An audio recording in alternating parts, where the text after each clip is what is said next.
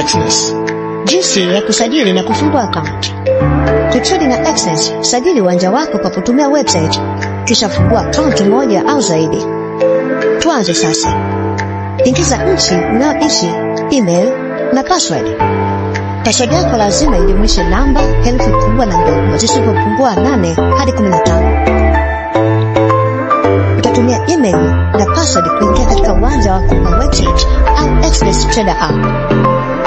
Bonyeza continue kwenda hatua nyingine. Utakuta demo account ya MT5 umejitengeneza ikiwa na faida $10,000 na sasa unaweza kujaribu kutrade kwa kutumia demo account. Kwenda katika uwanja wako, bonyeza menu kisha chagua personal area. Utaikuta account ya kweli ya MT5 na ya demo ya MT5. Tengeneza account nyingine, bonyeza open extra account.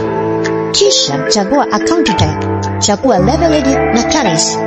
Weka jina la account, ingiza trading password. Fuata mahitaji ya password na bonyeza down. Sasa umetengeneza account ya kutrade. Asante kwa kuchagua Exness. Karibu katika video nyingine ya mafunzo ya Exness. Leo tutakuonyesha jinsi ya kudhibitisha account yako ya Exness kwa ukamilifu. Kwanza, ingia katika uwanja wako wa Exness katika kivinjari chako, bonyeza kitufe Become a Real Trader. Kisha bonyeza Send me a code ili kudhibitisha barua pepe yako. Weka msimbo uliotuma kwenye barua pepe yako hapa kisha bonyeza Continue.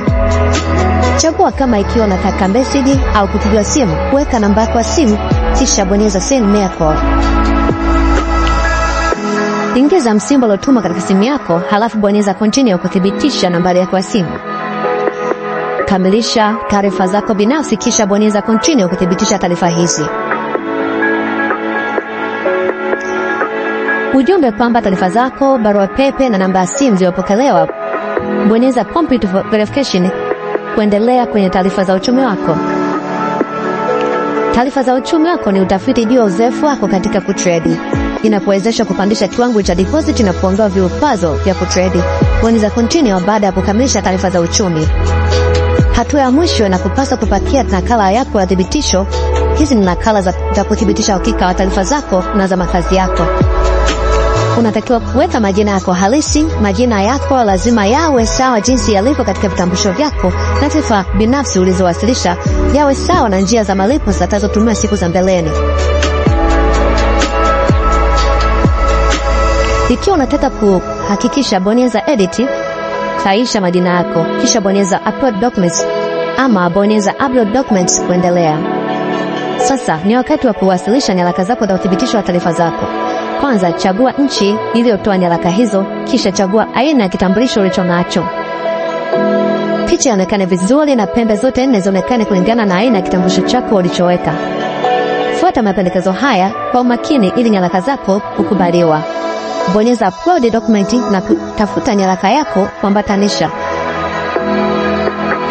Kisha bonyeza hapa kuendelea baada ya kuambatanisha. Hatua ya mwisho ni kuwasilisha uthibitisho wa makazi yako. Unaweza kuruka lakini utapata changamoto na ukomo wa matumizi ya akaunti yako. Fuata vigezo katika nyaraka yako ya utambulisho wa makazi, bonyeza Upload Proof of Residence Document kisha bonyeza hapa kuendelea baada ya utambulisha. Akaunti yako itathibitishwa automatic baada ya nyaraka yako kukamilika kupitiwa. Hongera. Umefuata hatua zote kufanya thibitisho akaunti yako ya Exness. Asante kwa kuchagua Exness.